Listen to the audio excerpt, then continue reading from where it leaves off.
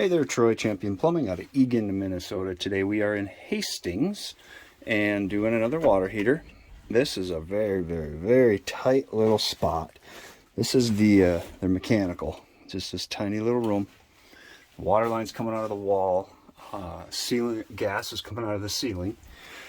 Teeny tiny spot for what we're doing, but what I want to show you is the venting, the furnace, and the water heater, which sits right here, vent up through the roof. This is single wall venting, which the old water heater had all single wall venting, and Nick's already gotten all of that replaced with B venting. Our clearance to combustibles with B venting again is 1 inch.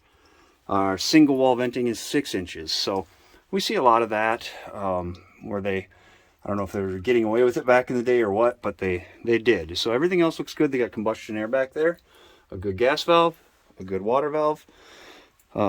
Tiny little spot, but we're going to get them back up and running here. If you have a leaking water heater, I'll show you the new hot water heater. This is a RUUD brand. So little guy.